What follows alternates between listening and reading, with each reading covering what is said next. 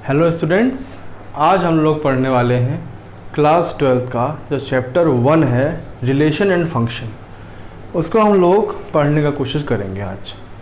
अब आप लोग सोच रहे होंगे कि मैं कोशिश करेंगे क्यों कह रहा हूँ। इसके पीछे एक बहुत बड़ा कारण है। 12th का अगर कोई सबसे टफेस्ट चीज़ आपको मिलेगी पूरे 12th में तो यही है। इसको आपने अच्छे से सुन लिया, समझ लिया तो आगे की 12th में कोई विशेष दिक्कत की बात नहीं है in comparison of this chapter. कई बार पढ़ने जाओगे ना, स्कूल में पढ़ना, अभी स्कूल खोलेगा, स्कूल जाना, स्कूल जाओगे, कोचिंग पढ़ोगे कहीं पे, बहुत मुश्किल है कि ठीक से समझ में आ जाए। 95% स्टूडेंट समझ नहीं पाते ठीक से। देखिए, मैं इसको एक मैथमेटिकल लैंग्वेज तो NCERT की बुक में लिखी है, मैं इसको कोशिश करूँगा कि आपको व्यवहारिक उदाहरण दे के समझा सकूँ कि ये एक्चुअली में हम लोग पढ़ना क्या चाह रहे हैं। ठीक है। इसमें एक और समस्या ये है कि पिछला क्लास का आपको याद होना चाहिए, तब तो ये आगे कंटिन्यू कर पाएंगे। तो आप पूरा तो पढ़ा नहीं सकते, आप 11th की वीडियोस देख लेना मेरे, उसमें आएगा समझ में। अभी के लिए मैं थोड़ा सा आपको लाके बताता हूँ, 11 से शुरुआत करके यहाँ पे लाके छोड़ता हूँ, फिर अपन इसको पढ़ेंगे कि यहाँ पढ़ना क्या है। सबसे पहले आप ये याद करो 11th में कि सेट पढ़ा था आपने। क्या था set? Pre defined collection of data. याद है कि क्या था प्री डिफाइन में? क्रिकेट टीम में कितने प्लेयर होते हैं तो 11। पर अगर बोल दिया गया था कि बेस्ट 3 कौन से हैं तो बताना असंभव नहीं था कि आप कुछ और बोलोगे, आपका दोस्त कोई और बेस्ट बोलेगा। सचिन, सहवाग आप बोल रहे हो, सचिन बोल रहे हो, सहवाग बोल रहे हो, गांगुली बोल रहे हो। दूसरा बोलर नहीं, हम तो रोहित शर्मा, विराट कोहली और हार्दिक पांड्या अच्छे लगते हैं, तो जम नहीं सकता मामला। तो मैं फिर भी लिखता हूँ सेट। कैसे लिखते थे हम लोग? फॉर सेट को दिया था हमने ए नाम। इसमें अगर हमारे मेंबर थे 1 2 3 और 4, ठीक है। एक और सेट लिख लिया हमने बी सेट, उसमें मेंबर हैं 5 6 7 8, ठीक। अब इसके और आगे जाइए, कार्शियन प्रोडक्ट पढ़ा था। कार्शियन प्रोडक्ट में क्या था?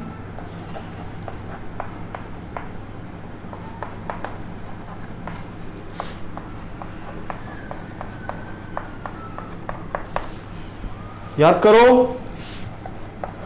A cross B। क्या करते थे उसमें? कार्शियन प्रोडक्ट मतलब ऑर्डर्ड पेयर होते हैं इसमें, ऑर्डर्ड पेयर। ऑर्डर्ड पेयर क्यों कह रहा हूं मैं? क्योंकि इसमें ये ऑर्डर है या निश्चित है कि जो हम आगे पेयर बनाने वाले हैं A और B से, उसमें पहला जो लेटर है वो A सेट से होगा, दूसरा जो लेटर या ऑब्जेक्ट है वो बी सेट से होगा। तो इसके कैसे मेंबर बनेंगे? 1 5। अगला 1 का 6 के साथ, ऐसे ही कर लो चाहे तो ऐसा भी चलेगा। वैसे 1 का 6 के साथ, 1 का 7 के साथ, 1 का 8 के साथ। समझ रहे? आप इसको अलग अलग भी लिख सकते हो, है। फिर 1 का हो गया 4 बार, 1 का 5 से हो गया, 6 से हो गया, 7 से हो गया, 8 से हो गया। अब 2 का 3 के साथ, सॉरी 2 का 5 के साथ। इससे पहला लेटर 1 के बाद कौन सा है? 2, 2 के बाद 5, फिर 2 के आगे चल रहा है, 5 के बाद आएगा 6, 2 के बाद फिर 6 के बाद क्या है? 7, फिर 7 के बाद क्या है? 8, 3 5 3 6 3 7 3 8। ओके। 4 5 4 6 4 7 4 8। और कुछ है? और कुछ नहीं है। इतने हमारे total member of Cartesian product बने। और सर ये तो हम पहले पढ़ चुके हैं, नया क्या है? नया अभी आएगा, थोड़ा सा धैर्य रखिए। कार्शियन प्रोडक्ट हो गया। अब एक टर्म है रिलेशन। रिलेशन क्या है? Relation is the subset of Cartesian product. जिन ए और बी के बीच में कार्शियन प्रोडक्ट लिखे हैं, उन ए और बी के बीच में जो रिलेशन होगा वो इसी कार्शियन प्रोडक्ट का सबसेट होगा। सबसेट में क्या होता है? आप चाहो तो कोई एक मेंबर ले लो, 4 5 ले लिया हमने, बस ये बस ठीक है, ये भी सबसेट है, ठीक है, ये रिलेशन है। और चाहे तो पूरा ले लो, सबसेट याद है ना, कोई एक या पूरा सब कुछ इसका सबसेट हो सकता है।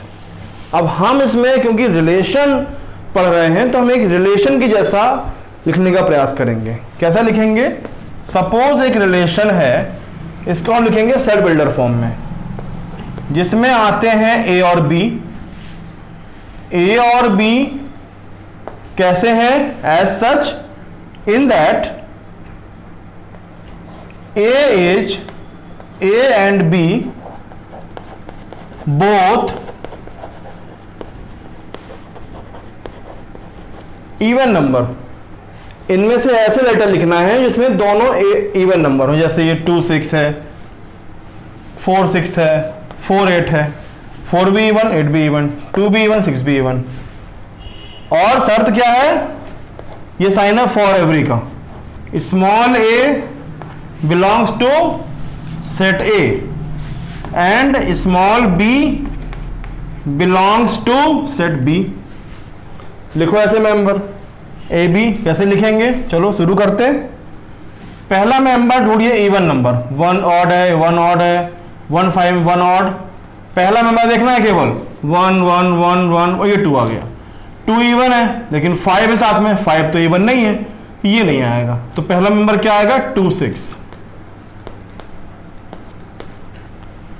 फिर आगे बढ़ो, ये 2 है लेकिन यहां पे तो इवन नहीं है, ऑड है, ये भी नहीं आएगा। 2 8, ये ठीक है, ये भी इवन, ये भी इवन, चल जाएगा। और आगे बढ़ो, आगे बढ़ो, अब ये ऑड आ गया, 3 3 3 हो नहीं सकता। 4 आ गया, 4 इवन है बट 5 नहीं है। यहाँ पे 4 भी इवन, 6 भी इवन, 4 6 ओके। इधर पे आ जाओ, 4 7 नहीं हो सकता क्योंकि 7 ऑड है। 4 8, ये हो गया बंद। ये हो गया पहला रिलेशन, इसको हमने सपोज नाम दे दिया R1। एक रिलेशन हो गया। अब एक और लिखते हैं, एक और, उसका नाम R2।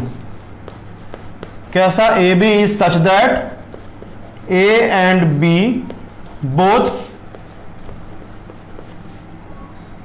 Odd number. और कैसा ऑड है?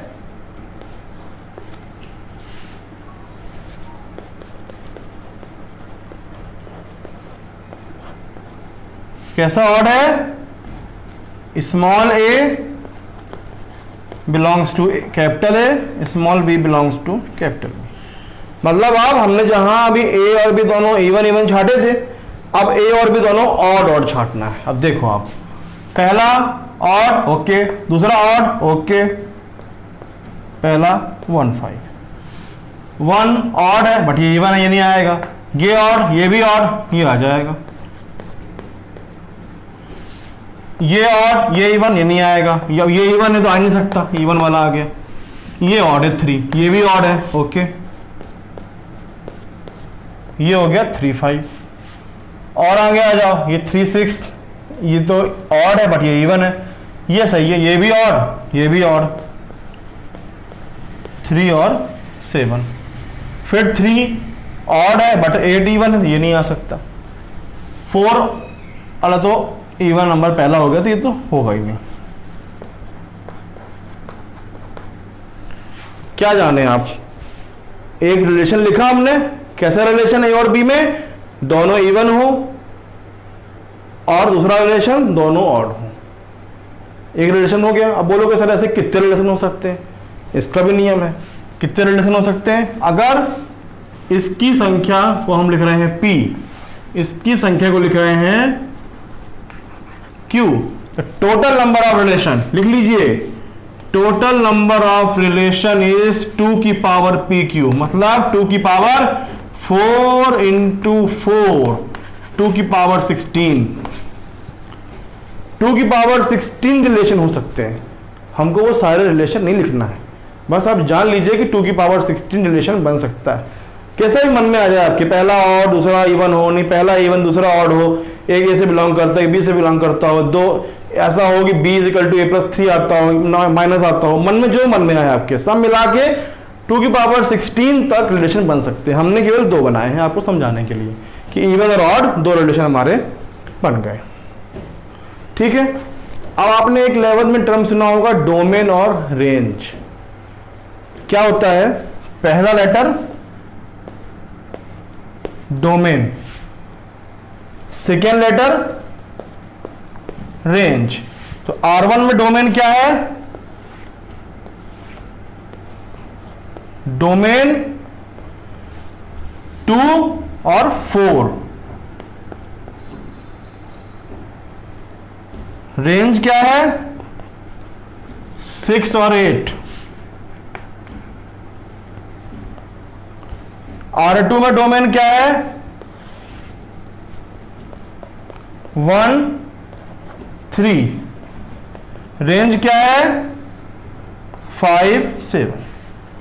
डोमेन और रेंज, पहला term domain, second term range, या first term pre image, second term image भी लिख सकते हैं। याद रखना, first term domain, second term range, बोलना नहीं। अब एक टर्म और सुना होगा कोडोमेन। कोडोमेन क्या है? ये बी सेट है ना पूरा, ये पूरा B set is the codomain.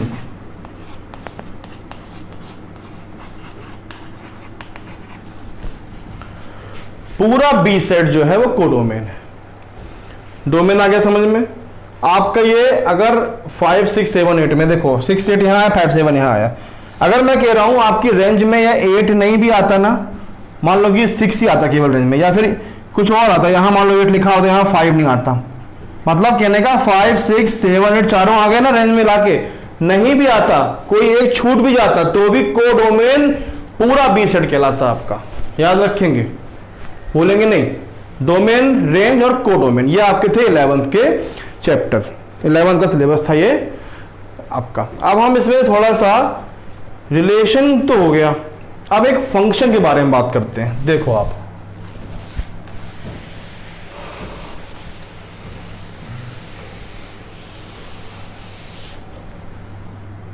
Function क्या होता है? फंक्शन एक मैथमेटिकल डेफिनेशन ये है कि every image has only one pre image, यानी कि एक क्वेश्चन के लिए एक ही आंसर आना चाहिए।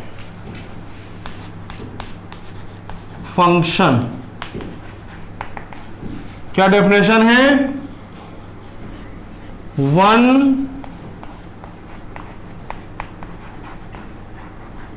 Pre image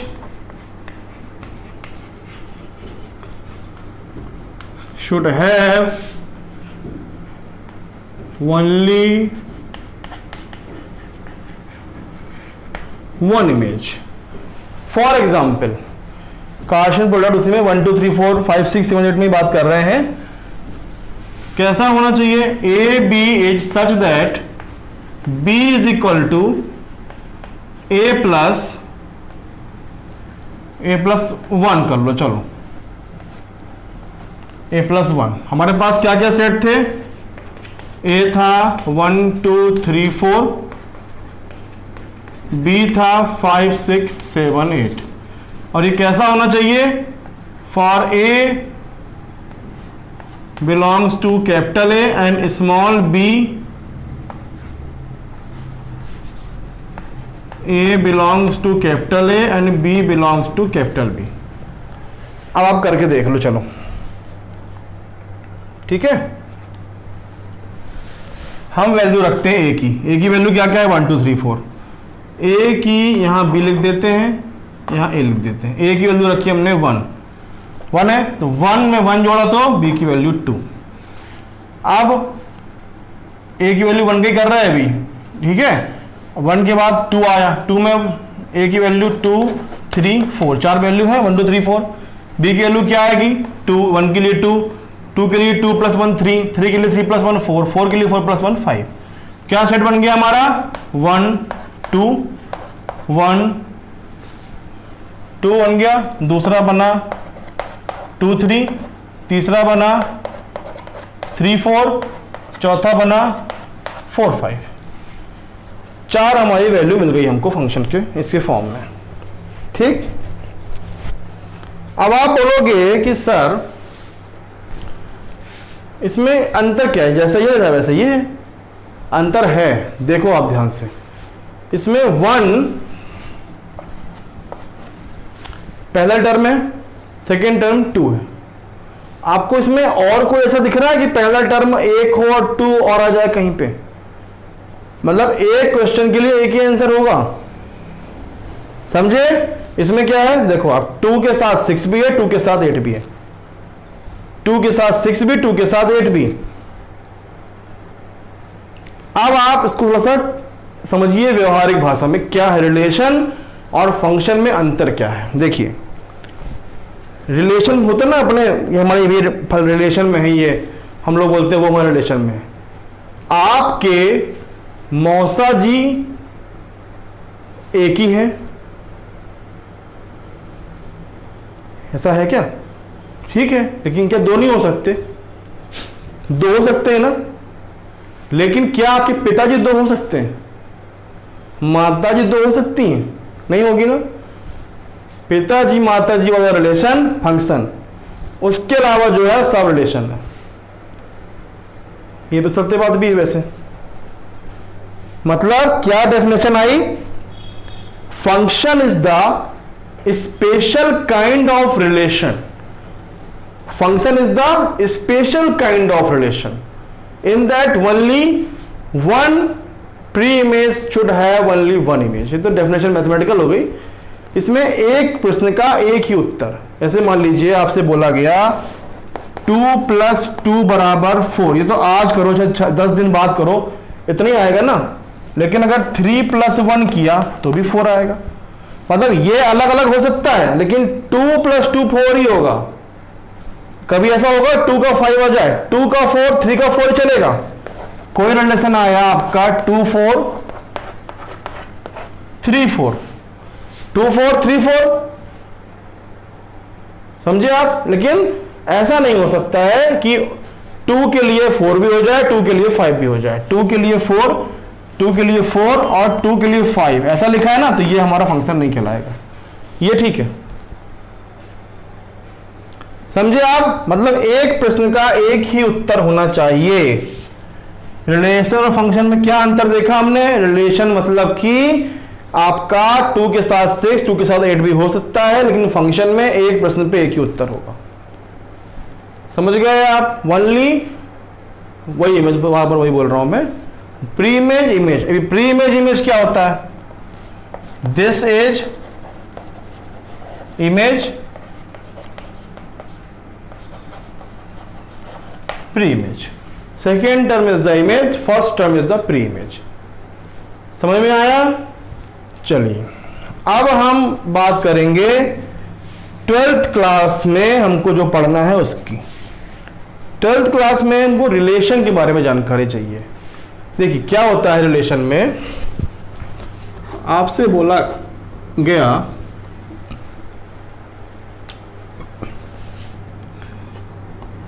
relation A cross A। ये कहां से आ गया है? तो अभी तो आप कह रहे थे कि A क्रॉस B है। ये A और B हमने दो अलग अलग लिए थे ना, इसमें एक A में ही काम करेंगे हम पूरा, दो हमको चाहिए ही नहीं। वो बोला तो आपसे प्रश्न में ये गया है कि आप कोई सेट A है उसमें रिलेशन को डिफाइन करिए। ठीक है, कोई सेट A है जिसके मेंबर हैं 1 2 3, इसमें आप रिलेशन को डिफाइन करो। बहुत सारे टाइप रिलेशन के हैं। तो अपना प्रश्न ये है भाई, जब कोई रिलेशन बताया ही नहीं आपने किससे क्या रिलेशन, तो हम क्या डिफाइन कर दें? A 1 2 3 है, क्या क्या बता दें इसमें? इसलिए हमने क्या किया, A क्रॉस A कर लिया। तो A क्रॉस A, इसको हम ऐसा भी पढ़ सकते हैं A का रिलेशन A से, ARA इज द A का रिलेशन A से। अब A में 1 2 3 है। अब अगर हम A क्रॉस A प्रोडक्ट करते हैं तो क्या क्या आता है, A क्रॉस A करेंगे तो क्या आएगा, 1 2 3 इधर, 1 2 3 इधर। चलो बनाते हैं इसका कार्टेशियन प्रोडक्ट। 1 का 1 से 1 1, 1 का 2 से 1 2, 1 का 3 से, 2 का 1 से, 2 का 2 से, 2 का 3 से, 3 का 1 से, 3 का 2 से, 3 का 3 से। ये हमारे बेस्ट पॉसिबल कार्टेशियन प्रोडक्ट के मेंबर बन गए हमारे। 1 1 2 2 3 3 से बन गया। इतना आगे समझ में, ठीक है। अब हम कुछ रिलेशन के बारे में बात करेंगे। कैसा रिलेशन? नंबर 1 है, सबसे पहला relation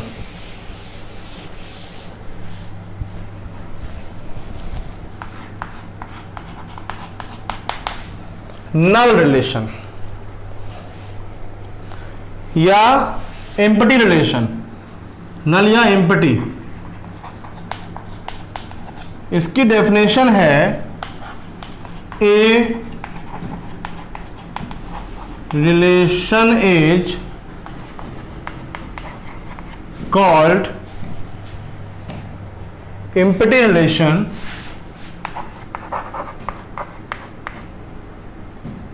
T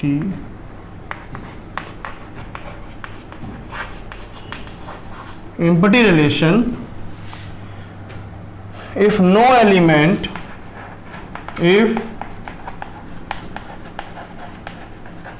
if no element of A is related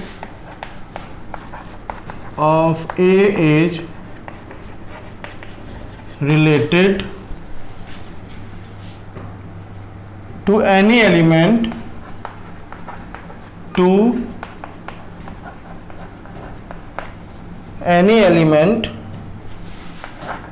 of A means phi relation is equal to phi of subset of A cross A। इसमें तो बोलो सर हमें कुछ समझ में नहीं आया, क्या लिख दिया आपने। कोई बात नहीं, ये लिखना ज़रूरी था। मैथमेटिकल लैंग्वेज यही है। मैं समझाता हूँ आपको क्या मतलब है इसका। इसका मतलब ये है कि, बता रहा हूँ मैं इसको, हम कोई ऐसा रिलेशन बता दें, जैसे 1 2 3 है ना, ऐसा कोई रिलेशन के बारे में बात करें। जैसे हमने इसमें बात किया था ना कि इवन, दो नंबर इवन चाहिए, पहला ए सेट से हो दूसरा बी सेट से हो, पर होना दोनों इवन चाहिए। एक और रिलेशन बनाया था, दोनों ऑड चाहिए, पहला ए सेट से हो दूसरा बी सेट से हो। ऐसे ही ऐसा कोई रिलेशन मन में ला दें, लिख दें, हम सोचें कि जो जिसमें कोई मेंबर इसका मैच ही ना करे। चलो लिख के देखते हैं रिलेशन कैसा। ए एंड, देखिए यहाँ पे दोनों ए हैं, मैं जो बी लिख रहा हूँ वो आप समझना ये ए वाला ही है।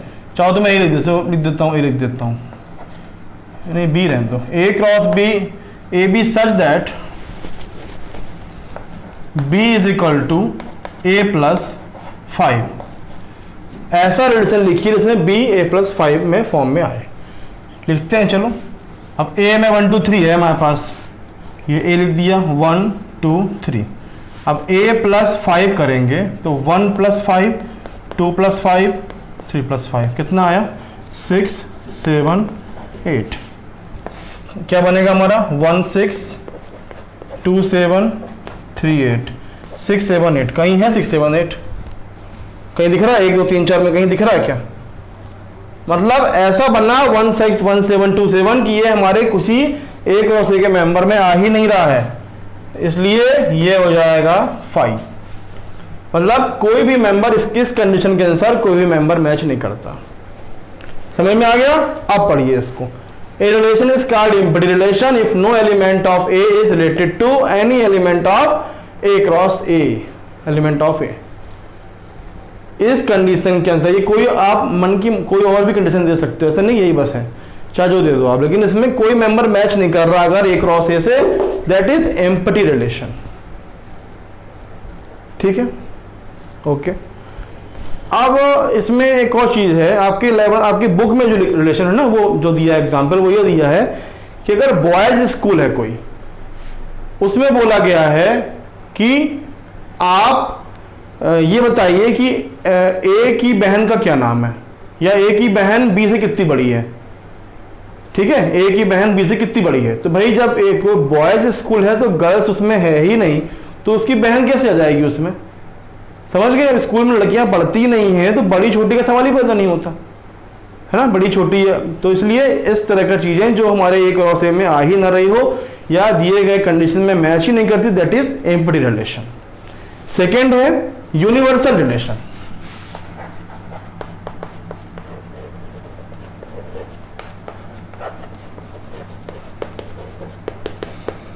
यूनिवर्सल रिलेशन मतलब जितने भी मेंबर हैं ना, सारे उसको फुलफिल कर दें। बिल्कुल हो सकता है। कैसा relation, A B such that A minus B का mod greater than is equal to 0। A minus B किसी का किसी में कर लो आप, 1 का 1 में भी कर लोगे ना, अगर 1 माइनस 1 तो दैट इज ऑल्सो 0, वो इक्वल में मैच कर गया। अगर 1 3 ले लिया अपन ने, 1 माइनस 3 का मॉड माइनस 2 का मॉड 2, ये दिस इज मोर देन 0 में मैच कर गया। कोई भी कंडीशन ले लोगे आप, इसमें सब कुछ मैच करता है। ए माइनस बी का more than is equal to 0 में जितने भी मेंबर हमारे ए क्रॉस ए में लिखे हुए हैं, या ये ए क्रॉस ए नहीं, आप कोई सा भी ले लो, जितने भी ए क्रॉस ए में मेंबर हैं, इसमें किसी को भी आप फर्स्ट टर्म को ए मान लो, सेकंड टर्म को बी मान लो, करके रख के देख लो, इसमें सारे मेंबर मैच कर जाएंगे इस रिलेशन को। इसीलिए ये रिलेशन है यूनिवर्सल रिलेशन। चलिए अगला है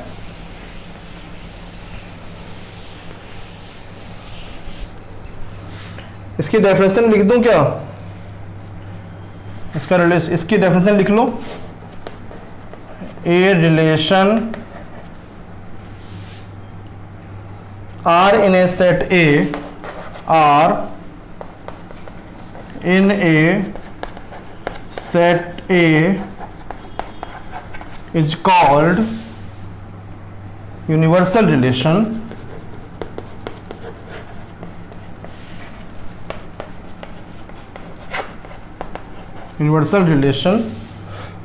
if each element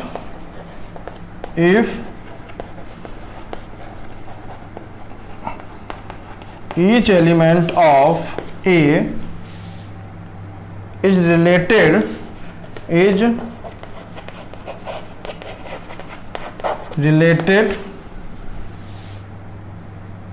to every element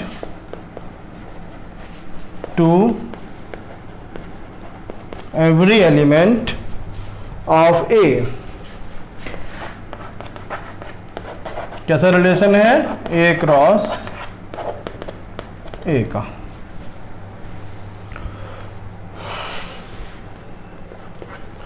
ठीक है, और एम्प्टी और यूनिवर्सल सेट को मिला के बोलते हैं ट्राइवियल रिलेशन। क्या बोलते हैं, ट्राइवियल। एम्प्टी और यूनिवर्सल सेट को मिला के बोलते हैं ट्राइवियल रिलेशन। एम्प्टी रिलेशन क्या, जिसमें एक भी मेंबर मैच नहीं करे। यूनिवर्सल रिलेशन क्या, जिसमें सारे मेंबर मैच कर जाएं। दोनों को मिला के बोलेंगे ट्राइवियल रिलेशन। Third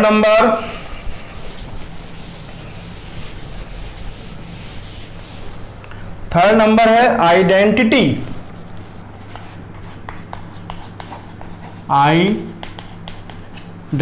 relation. इसका जो डेफिनेशन है वो ये है, A, A such that A belongs to R। ये जो हमारा A क्रॉस से दिख रहा है बगल में आपको, इसी से देखना हर कुछ, ये बना ही रहेगा, है ना। जो भी समझाऊंगा आगे इसके आधार पे ही रहेगा। अब A, A आइडेंटिटी रिलेशन मतलब अगर सेट में हमारा आया 1 1 1 का रिलेशन 1 से, this is identity relation. Yes, it is identity relation. क्यों, 1 1 आ गया। ठीक है, अगर ऐसा है ये भी ओके है। अगर ऐसा है 1 1 2 2 है, 3 3 है, ये भी है। तो अकेला हो 1 1 या 2 हो या 3 हो, तीनों ही केस में ये हमारा आइडेंटिटी रिलेशन कहलाएगा। याद रखिएगा। अब आपका आता है जो आपको इस चैप्टर में मेन रूप से पढ़ना है, वो है रिफ्लेक्सिव रिलेशन। ध्यान से देखो, आप अगर सो गए हो तो जाग जाओ। रिफ्लेक्सिव रिलेशन, इसके बारे में लिखेंगे हम। क्या लिखा हुआ है इसमें? If A cross A, sorry A comma A belongs to R for every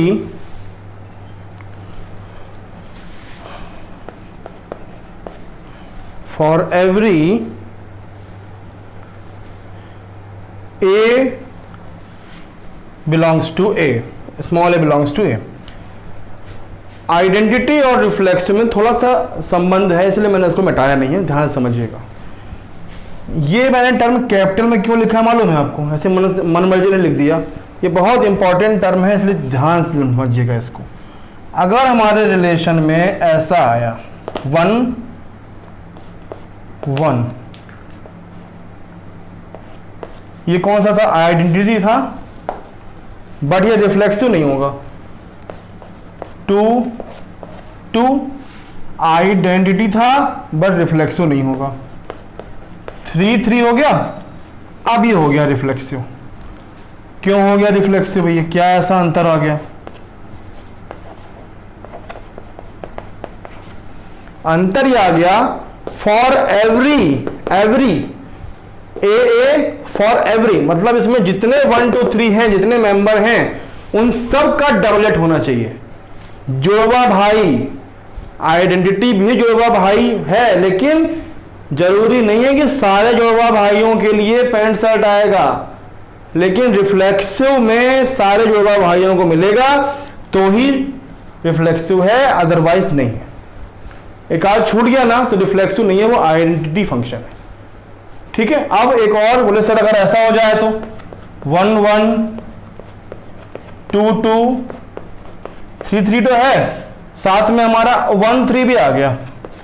आ जान तो भैया कोई दिक्कत नहीं है, हमारे इनको मिल गया ना, एक्स्ट्रा है चलेगा। Yes it is reflexive.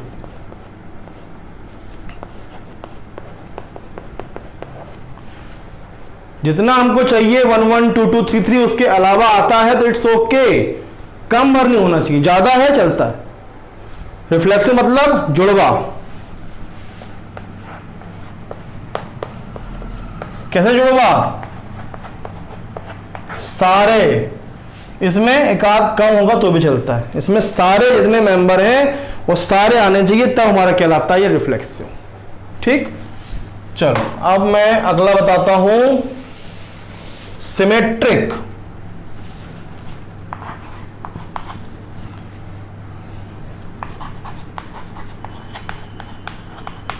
Symmetric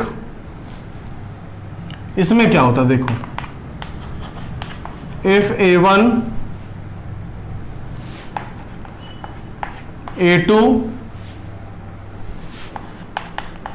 belongs to R,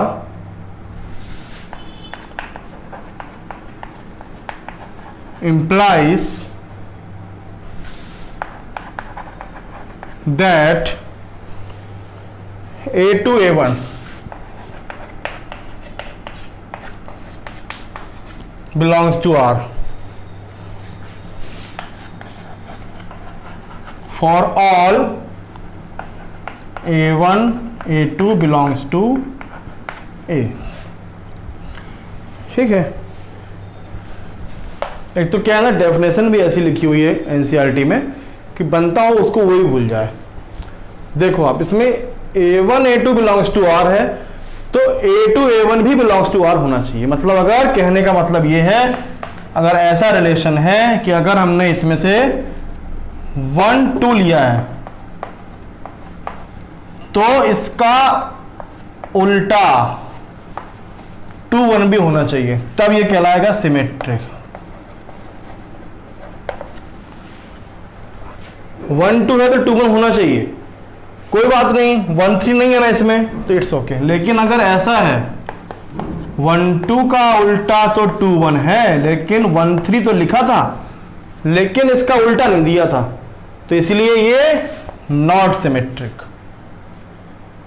जितना दिया उसका उल्टा होना चाहिए। अगर ये 1 3 है ना, 1 2 2 1 1 3 3 1, अब ये सिमेट्रिक है।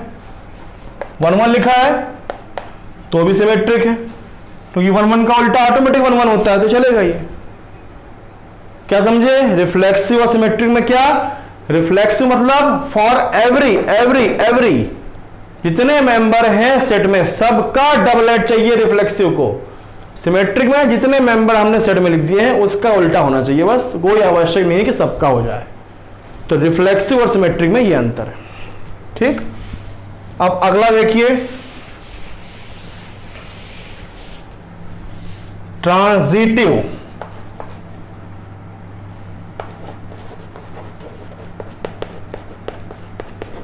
ट्रांजिटिव रिलेशन कैसा होता है? If A1 A2 belongs to R and A2 A3 also belongs to R, implies that A1 A3 also belongs to R for all A1 A2 A3 belongs to A। इतनी भयंकर definition लिखते हैं कि समझ में ना आए क्या लिखा है ना, तुम चिंता नहीं करो, मैं समझाता हूँ। A1 A2 है, यहाँ पे A2 A3 है, ठीक है। अब हम क्या करें, इसके डेफिनेशन लिखता हूँ, समझोगे आप क्या कह रहा हूँ मैं। अगर हमने R1 में लिखा 1 2 और 2 1, ये ट्रांजिटिव नहीं है। क्या चाहिए? 1 2, ये 2 कहाँ खत्म हुआ? यहाँ खत्म हुआ 2 पे, उससे अगला शुरू हो रहा 2 1, तो 1 2 2 1, तो 1 1 भी होना चाहिए। अब ये हो गया हमारा ट्रांजिटिव। 1 2 है, 2 1 है, तो 1 2 1 भी होना चाहिए, ठीक है। एक और देखो, 1 2 है 2 3 है, तो 1 2 है 2 3 है, तो 1 3 भी होना चाहिए। और समझिए, 1 1 2 2 3 3 1 2 1 3 2 3, कई सारे लिख दिए अपन ने। अब 1 1 1 यहां खत्म हुआ, उससे कोई अगला शुरू हो रहा है क्या? देखो देखो देखो, ये है 1 से शुरू हो रहा है 2, तो 1 1 1 2 2 2 है, ओके।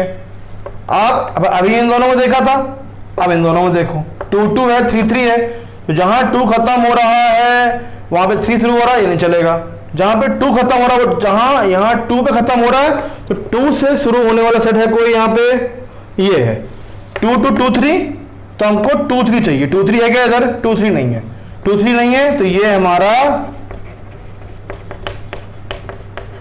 ट्रांजिटिव नहीं है। अगर हम यहां पे लिख देते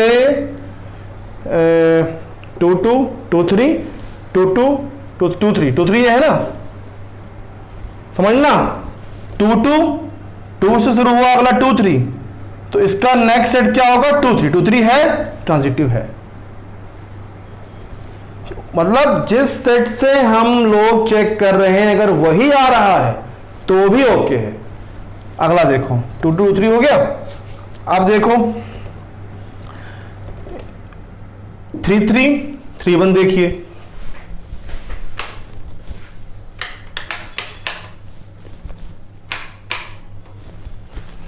देखिए 3 1 में क्या करें आप, यहाँ पे 3 3 है, ये 3 1 है, ठीक है, 3 3 3 1, तो 3 शुरू हो नहीं रहा है तो ये नहीं चलेगा, ठीक। अब कोई और सेट दिख रहा है 3 शुरू होता हो, नहीं दिख रहा है, तो इट्स ओके। जब अगला कोई पार्ट शुरू हो ही नहीं रहा है तो ये हमारा इट्स ओके चल जाएगा यहाँ पे, ठीक है। अगर इसका दोस्त यहाँ पे दिया हुआ है, जैसे कि रोहन का दोस्त मोहन है और मोहन का दोस्त सोहन है, तो रोहन का दोस्त भी सोहन होना चाहिए। अगर रोहन का दोस्त मोहन, मोहन का दोस्त सोहन, तो रोहन का दोस्त सोहन भी सेट में होना चाहिए। अगर केवल रोहन का दोस्त मोहन दिया है, मोहन का दोस्त सोहन दिया ही नहीं है, तो मोहन का दोस्त सोहन नहीं दिया है, तो रोहन का दोस्त सोहन होने की कोई आवश्यकता नहीं है, ठीक है। रोहन का मोहन बस दिया है, इट्स ओके, नो प्रॉब्लम। अगर मोहन का सोहन दिया हो तो तभी मानते, इसीलिए क्योंकि यहां पे हमारा 3 3 है, अब 3 से शुरू होने वाला कोई और मेंबर है ही नहीं, इसलिए इसके होने या ना होने से कोई फर्क नहीं पड़ने वाला, ये हमारा ट्रांजिटिव रहा आएगा, ठीक है। 1 फिर से देखिए एक बार, 1 1 1 कहां पे खत्म हो रहा है, यहाँ पे, यहां से अगला शुरू हुआ 2, तो 1 2 चाहिए अगला, 1 1 1 2 1 2 अगला ये खुद ही है, इसलिए ये भी हमारा सेट हो जाएगा। 2 2 है, 2 से शुरू होने वाला अगला ये 2 3 है, 2 2 2 3, तो 2 3 अगला यही है, चलेगा हमारा। अब इसके बाद आगे देखिए 2 3 में 2 3 भी कोई मेंबर शुरू नहीं हो रहा, यहाँ पे 3 में कोई नहीं हो रहा। 1 2 देखिए यहाँ पे 1 2 है, 2 से 2 3 हम कर चुके हैं, तो इट्स ओके। 1 3 1 3, हाँ ये देखिए 1 3 3 का 3 3 3 पे खत्म हो रहा, 3 पे शुरू हो रहा, अगला सेट 1 3, ये 1 3 खुद है, ये चलेगा, समझे। थोड़ा सा और देखते हैं डिटेल में।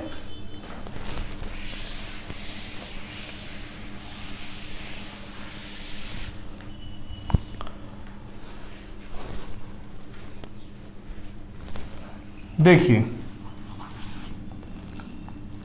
1 2 है, 2 3 है, तो इसका ट्रांजिटिव होने के लिए 2 खत्म हुआ, यहां से 2 शुरू हुआ, तो 1 3 होना जरूरी है, ठीक।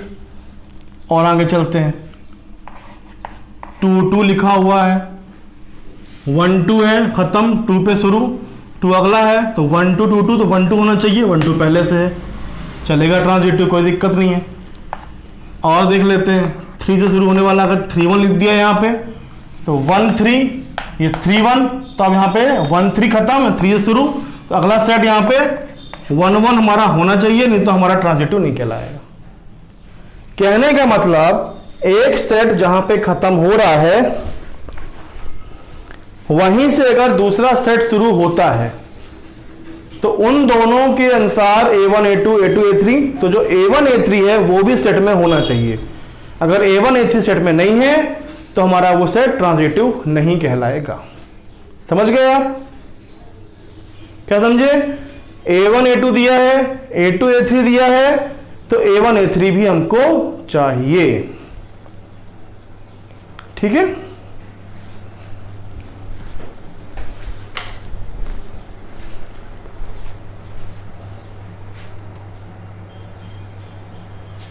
चलिए, तो आज हम लोगों ने क्या पढ़ा? रिलेशन क्या होता है, फंक्शन क्या होता है, दोनों में अंतर जान लिया, और टाइप्स ऑफ रिलेशन पढ़े हम लोगों ने।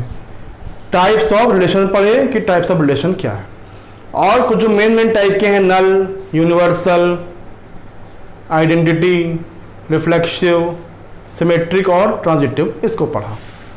अगली क्लास में अच्छा हाँ, एक और बात सुन लीजिए अभी आप, कि अगर ये रिफ्लेक्सिव, सिमेट्रिक और ट्रांजिटिव कोई फंक्शन अगर तीनों है तो उसको हम बोलते हैं इक्विवेलेंस रिलेशन। इक्विवेलेंस रिलेशन हम लोग अभी, अगर कोई सेट रिफ्लेक्सिव, ट्रांजिटिव, सिमेट्रिक तीनों है तो वो कहलाएगा इक्विवेलेंस रिलेशन।